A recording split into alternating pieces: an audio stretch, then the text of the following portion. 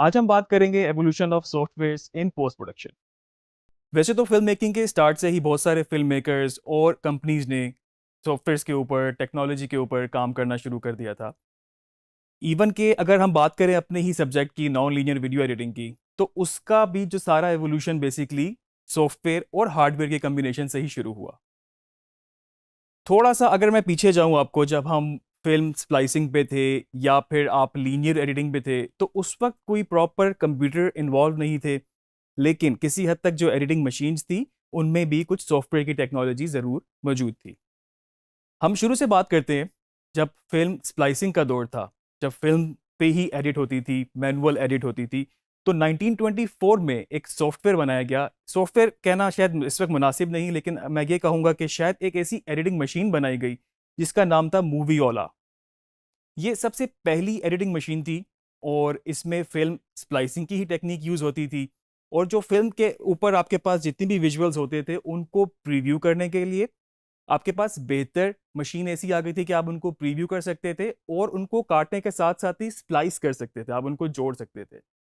तो एक ये भी, इसने इस मशीन ने भी काफ़ी अरसा काम किया फिल्म स्प्लाइसिंग के दौर में, और इसके बाद इसके और फर्दर मॉड्यूल्स भी बनते गए।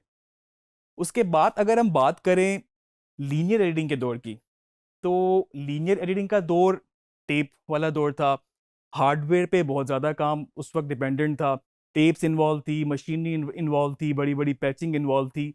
तो उस दौर की अगर मैं बात करूं, तो 1971 में जो एक सबसे पहला एक एडिटिंग सिस्टम बनाया गया, उसका नाम था CMX 600। और इस मशीन में भी बेसिकली आपके पास क्या होता था, आपके पास दो मॉनिटर्स होते थे, और उन दो मॉनिटर्स में आप, एक प्रीव्यू मॉनिटर था और दूसरा आपके पास फाइनल एडिट वाला मॉनिटर था। और इनको एडिट करने के लिए आपके पास एक लाइट पेन की डिवाइस थी, और उसके थ्रू आप बेसिकली इसमें कट ऐड कर सकते थे और नेक्स्ट कट को साथ में जोड़ सकते थे। ये टोटल 6 सिस्टम्स ही बनाए गए, और ये बहुत एक्सपेंसिव एक सिस्टम था, जो कि हर एक कंपनी के लिए, प्राइवेट कंपनीज के लिए उसको परचेज करना मतलब बहुत ज़्यादा पॉसिबल नहीं था। ये बहुत ही महंगा सिस्टम था उस दौर के हिसाब से। तो ये टोटल 6 मशीन ही बनाई गई, और जिसको कुछ ब्रॉडकास्टर्स ने भी यूज़ किया और फिल्म मेकिंग इंडस्ट्री ने भी इसको यूज़ किया।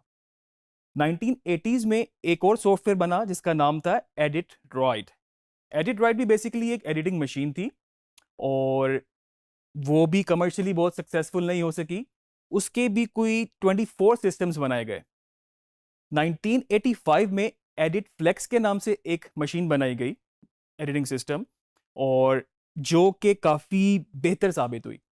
उसमें आप ये कह सकते हैं कि उस वक्त ही 80% फिल्म मेकिंग जो थी बेसिकली उस मशीन के ऊपर कन्वर्ट हो चुकी थी। आपका पोस्ट प्रोडक्शन एडिट फ्लेक्स के ऊपर हो रहा था।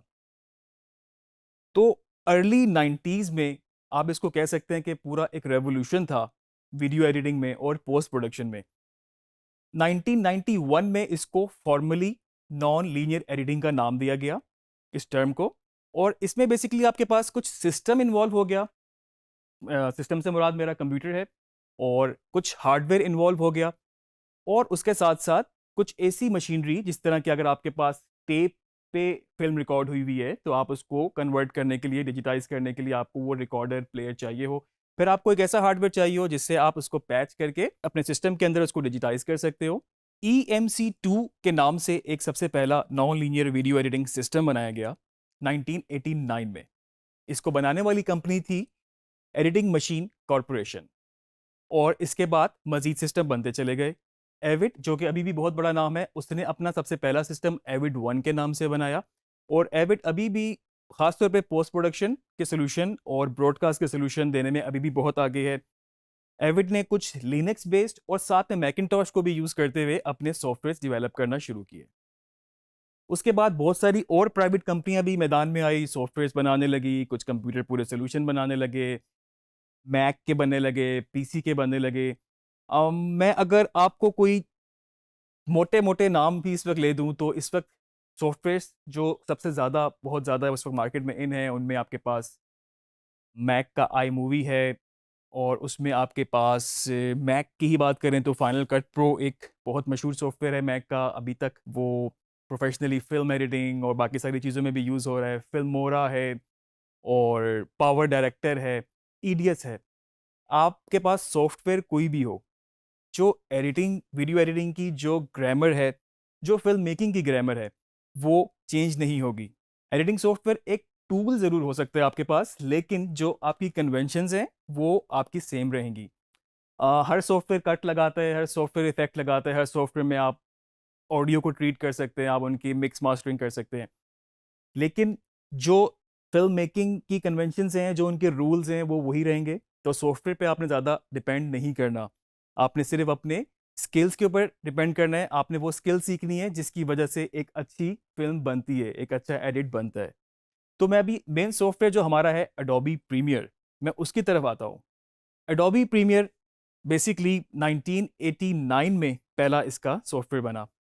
2002 के बाद एडोबी प्रीमियर प्रो वर्जन आया और उसके बाद उसके मुख्तलिफ वर्जन आते गए। एडोबी प्रीमियर प्रो इस वक्त पीसी में भी अवेलेबल है और मैक में भी अवेलेबल है। और जब से इसके लॉन्च के बाद बहुत सारे फिल्म मेकर्स ने इस पे काम करना शुरू किया और उसके बाद मेजरली मैं अगर इसमें नाम लूँ, CNN, BBC सब इसको शुरू से यूज़ कर रहे थे और बहुत सारी फीचर फिल्म भी इसके ऊपर एडिट हो चुकी हैं। इसका मेन फीचर आगे जाके हम सॉफ्टवेयर में और भी इसको डिटेल में डिस्कस करेंगे, क्योंकि हमारा मेन सॉफ्टवेयर आगे थ्रू आउट वीडियो एडिटिंग में यही रहेगा। लेकिन इसके कुछ मेन फीचर्स मैं आपको जो चीदा-चीदा फीचर्स हैं वो मैं आपको बता दूँ। उसमें ये है कि इसका सबसे जो बेहतर चीज़ ये है कि आप इसमें डिफरेंट फॉर्मेट्स के ऊपर, काफ़ी ज़्यादा फॉर्मेट्स के ऊपर काम कर सकते हैं, क्योंकि ये क्विक टाइम बेस्ड इसके सॉफ्टवेयर है। और क्विक टाइम की वजह से बेसिकली क्या होता है कि आपके पास जो डिफरेंट फॉर्मेट्स हैं, डिफरेंट कंप्रेशंस हैं, आप इसमें इंपोर्ट कर सकते हैं और आप इसमें काम कर सकते हैं। ये नॉर्मल कम रेज़ोल्यूशन से लेके बड़ी से बड़ी रेज़ोल्यूशन अगर मैं बात करूँ तो इस वक़्त 10K तक इसको रियल टाइम सपोर्ट करता है। डिपेंडिंग कि आपका सिस्टम कितना अच्छा है, आपके पास ग्राफिक्स कार्ड कितना अच्छा है और आपके पास रैम कितनी है, ओवरऑल जो हार्डवेयर एक रिक्वायरमेंट होती है वो कितना बेहतर आपके पास है।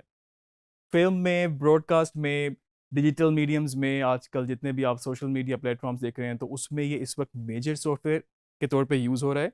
और सेकंडली सबसे बड़ी बात, जो आपकी फ्रीलांस मार्केट है, उसका भी ये एक बहुत इम्पोर्टेंट सॉफ्टवेयर है। अपवर्क हो गया, फाइवर हो गया, क्योंकि अगर आप मैक बेस्ड की बात करें तो मैक सिस्टम बहुत ज़्यादा कॉमन नहीं होते, लेकिन एडोबी प्रीमियर बहुत ईज़िली आपको अवेलेबल भी है, आप इसको डाउनलोड कर सकते हैं, आप इसको परचेज़ कर सकते हैं। जब आप खुद से अपनी वीडियोज़ को क्रिएट करेंगे, जो चीज़ आप फ़िल्म करेंगे, उसमें इफ़ेक्ट्स डालेंगे, उसमें म्यूज़िक डालेंगे और जितना ग्लैमराइज़ आप इसको पोस्ट प्रोडक्शन के थ्रू कर सकते हैं, जब आप करना सीख जाएँगे, तो आप इसको बहुत एन्जॉय करेंगे। तो मेरा ख़्याल से नेक्स्ट मॉड्यूल में हम इसका इंस्टॉलेशन की तरफ जाते हैं और कुछ टेक्निकल रिक्वायरमेंट्स क्या होती हैं सिस्टम की, उस पे भी हम नेक्स्ट मॉड्यूल में बात करें।